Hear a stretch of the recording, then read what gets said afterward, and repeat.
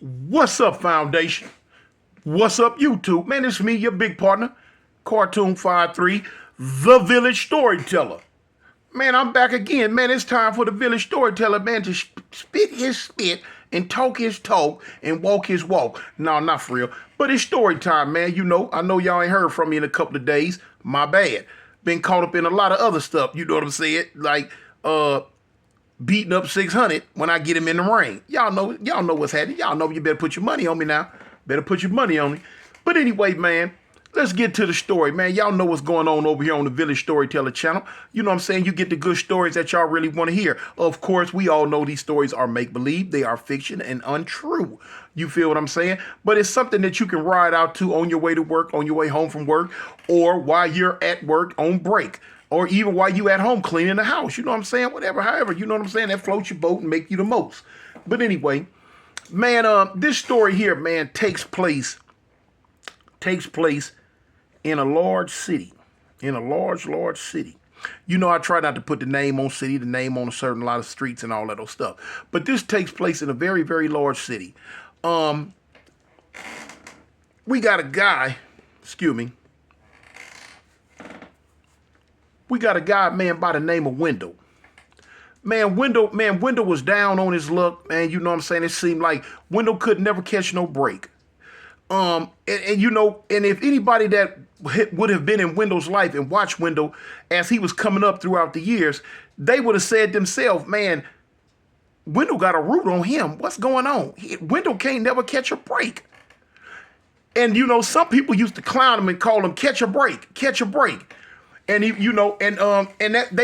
name kind of stuck with him for years. Can't catch a break. Can't catch a break. So you know what I'm saying? Because he would always say that. It seemed like everything he touched, it never turned out right. And when it went wrong, man, Wendell would just shake his head. He's like, man, dang, I can't catch a break. Man, I can't catch a break. I can't catch a break. You know how it is for some people, man. Throughout junior high school, you know what I'm saying, he wasn't really popular with the girls. Throughout high school, he wasn't popular with the girls. He played chess. He did he did a lot of nerd stuff. Yeah, he was picked on. And he went through life just, muddling through, just hoping, man, one day Wendell's luck would change and he'd be all right.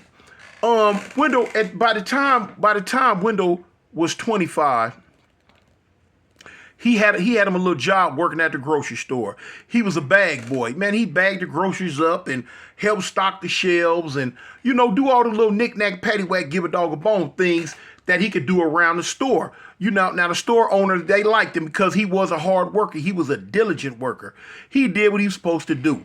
He didn't get in the way. He stayed out the way. He didn't bother nobody because he couldn't fight. He, used to being picked on, and he just didn't want the problems. You know what I'm saying? It was still, the little kids would come in and, throw penny candies at him and call him goofy and doofus and mess with him. And, the store owner would run the kids off. But now, Wendell was used to it. Wendell had moved out his mom's house, and then she ended up passing away, and it was just Wendell by himself.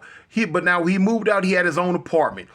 He was, he did what he had to do. He maintained his apartment. He kept it up. He didn't have a car.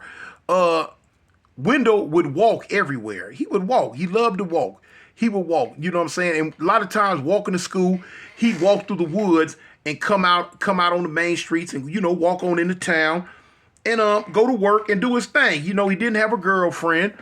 He was a big science fiction fan. He watched science fiction at TV all day and just do his thing. It was Wendell. Even his luck would play out on him. Even trying to watch TV, seemed like the power would go out. The TV would break, and he would just always shake his head. Man, I can't catch a break, man. I can't catch a break. Let me move these glasses. They make me sick. But he would always, man, I can't catch a break. Wendell just couldn't catch a break. One time, Wendell found a little stray puppy dog, and he took it home, cleaned it up, washed it up, and he had the dog for a couple of months. Man, the dog was loving him, and he was doing good with the dog. Man, Wendell came home from work one day, and the dog had passed away, and it hurt him real bad. It hurt him real bad, and all he would say, man, I can't catch a break. I can't catch a break. I can't catch a break. I remember one time Wendell had signed up for this lottery, for this, a little lottery that the store was giving out, and they was giving out a bunch of groceries, and they was giving out a brand new motorcycle, and Wendell had ended up winning the lottery, but he lost his lottery ticket. He don't know what happened with it. He knew the numbers that they called out. When they called the numbers out for him for the winner, he like, oh, that's me. And so he tried to, retrieve his prize, and they told Wendell, you got to have that ticket. Where's your ticket? I lost it. They like, we can't do nothing about it, sir. Wendell would just shake his head. Man, I can't catch a break. I can't catch a break. And, it seemed like that was going to be the story of Wendell's life, man. Not being able to catch a break. So time goes on.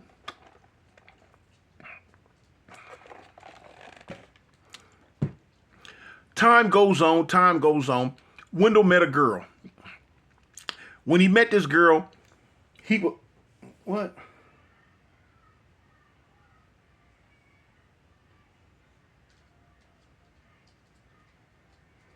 But anyway, he met a girl. It shocked him how he met her. He didn't think that she liked him, but she approached him. And she was a nerdy little girl, had glasses on that was real thick. But now Wendell didn't care about that. Wendell just wanted some love in his life. And they would talk, and she understood Wendell. She understood him. And this was the first person that Wendell had ever ran across that really, really, really understood him. And cause she was a goofball like Wendell. And so Wendell was having the time of his life, man. She ended up moving in with him.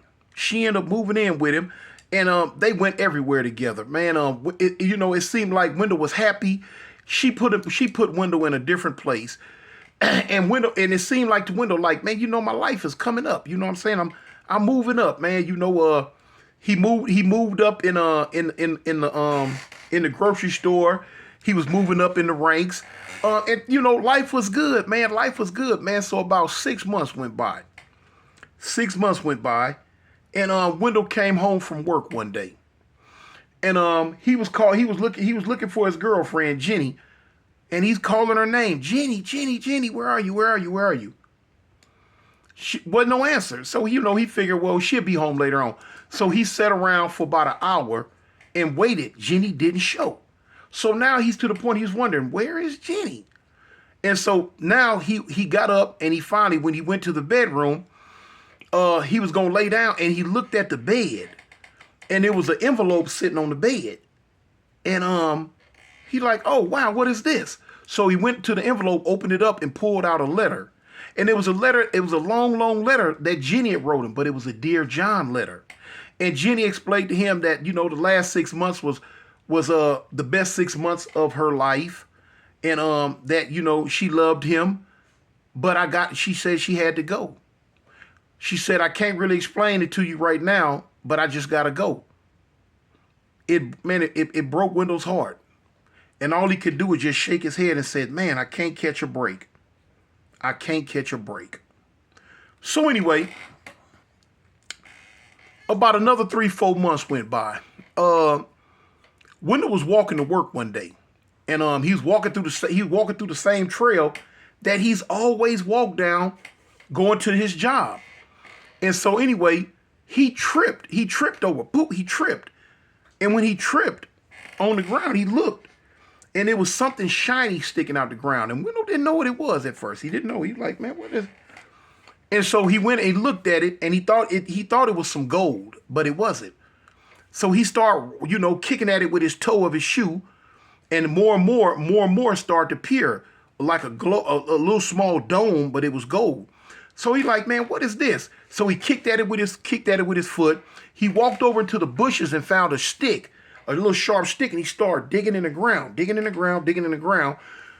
till he unearthed a bottle that was maybe about 5 inches tall. It was gold on top and had blue streaks in it. So he had, it was a very unique looking bottle, and Wendell wondered, like, dang, what is this? So when he looked it around, and but now he didn't take the top off of it or anything like that. He put it in his pocket and figured, look, I'm gonna be late for work. I gotta go. I'll check it out when I get home. So Wendell went to work and he did his whole shift. And when his shift ended and when he went home, he showered, he ate. You know what I'm saying? He used to eat a lot of TV dinners, and he's sitting on the couch and he looking at his coat. When he took his coat off, his coat is laying across the back of the couch, and he had totally forgot about the bottle that he had found in the ground that was in the pocket of his coat.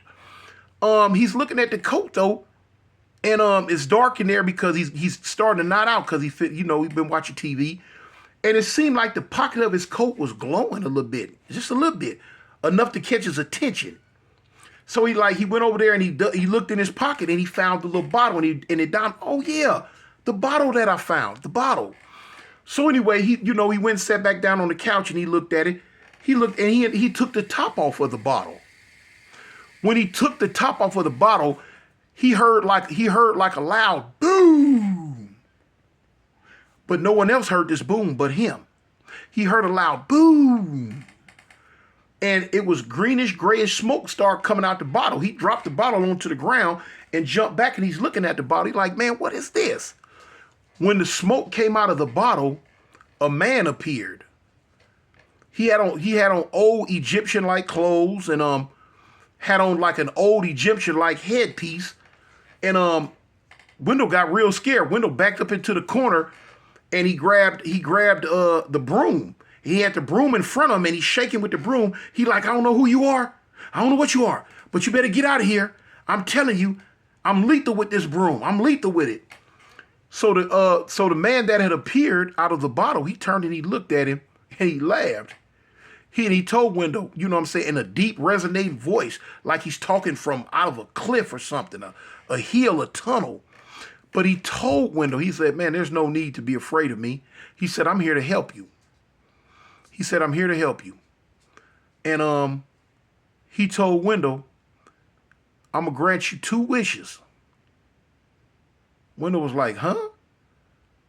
I'm going to grant you 2. So in his mind, Wendell had heard stories about stuff like the genie in the bottle. He had heard them stories, but he never believed in that type stuff. You know what I'm saying? No, he never really believed in it. And then he thought to himself, man, all those times he heard the genie would always, give a person 3 wishes. Whatever this was in front of him told him 2. And so the apparition that appeared, he told Wendell, man, come out the corner. You know what I'm saying? I'm not gonna hurt you. He said, I need for you to get your 2 wishes for me to be able to continue what I got going on and go back to where I came from. So Wendell was like, are you serious, man? You for real? You for real? And so the genie that came out the bottle told him, yeah. So without thinking, Wendell ended up telling him, I want to be the richest man in the world, and I want to live forever. And the genie told him, you sure? He said you should think wisely about your wishes. Wendell didn't hesitate. He said, I want to be the richest man in the world. And I want to live forever. The guy told him, so be it. It is done.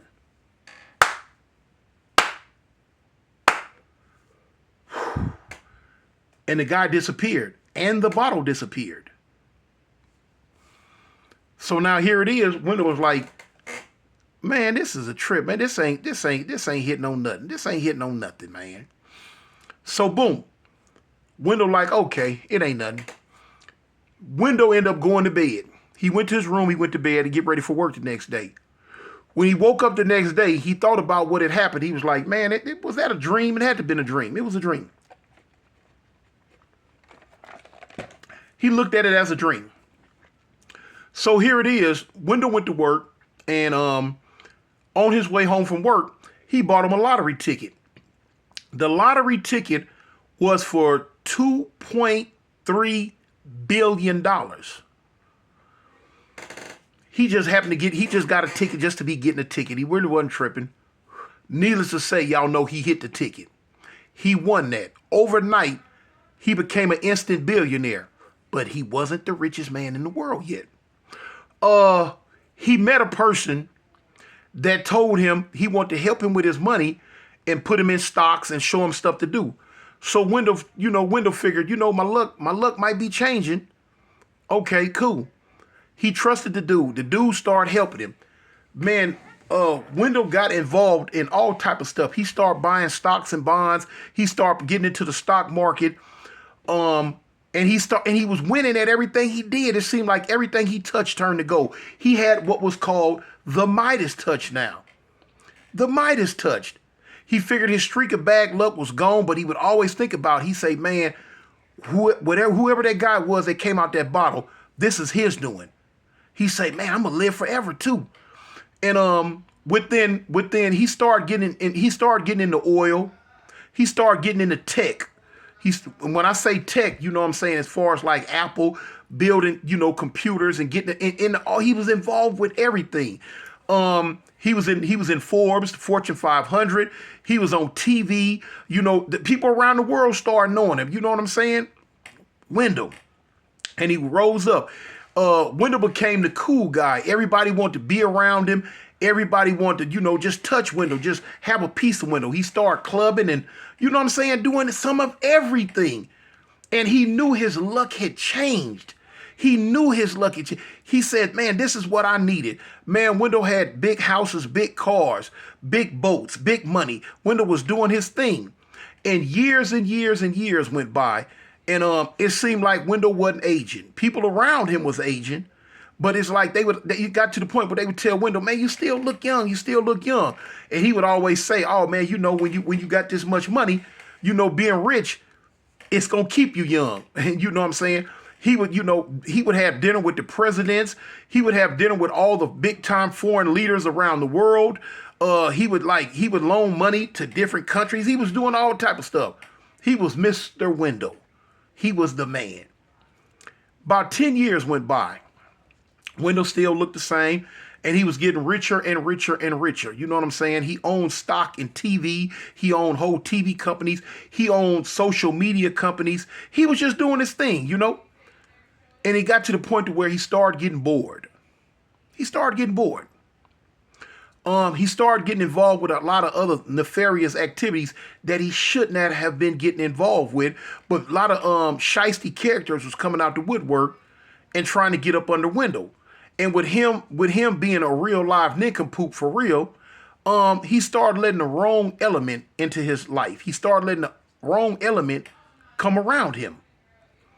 And he had a lot of dudes hanging out at his big mansions. He was throwing, pool parties that lasted a week. Drugs was involved, just all type of stuff. And so one day, Wendell was having a big pool party.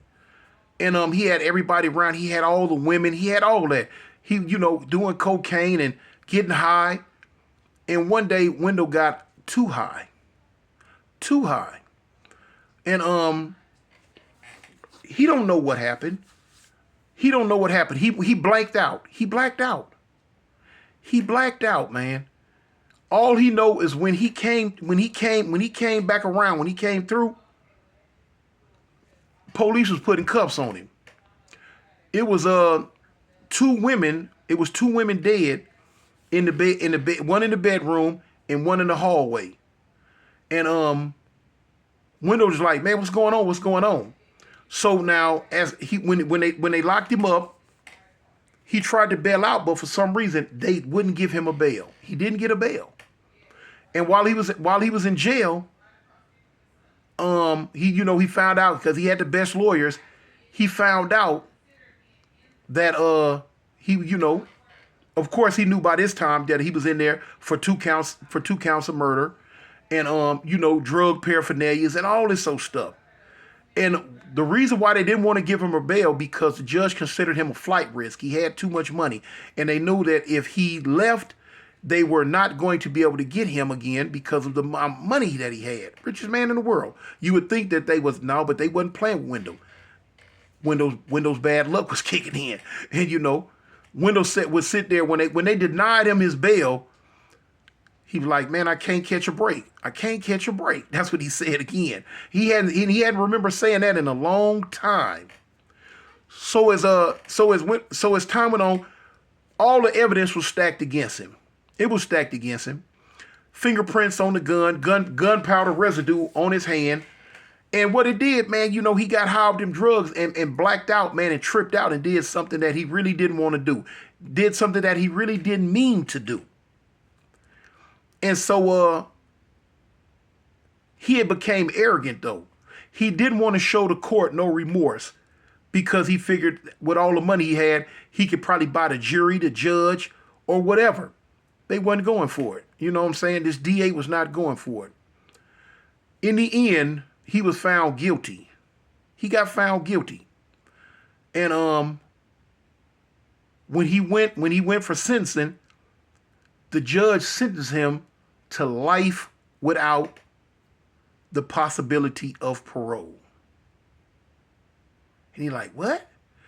Sentenced him to life without the possibility of parole. Whoa. Whoa. When Wendell went back to his cell, he thought about this. He figured, man, I got to come from under this. What is this? Life without the possibility of parole. Then it dawned on Wendell.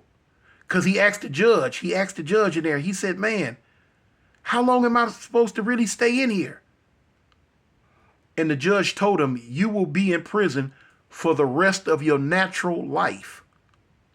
For the rest of your natural life, you will be in prison.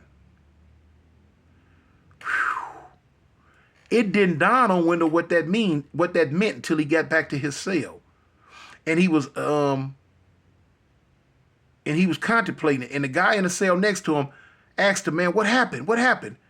And Wendell told him, he said, man, they gave me life without the possibility of parole. And so the guy in the cell next to him, he said, man, you know what that means? He said, man, you're going to die in prison. Wendell was like, what? He said, yeah, you don't go home till you die. You're going to die in prison. Then it dawned on Wendell. His second wish was he wanted to live forever.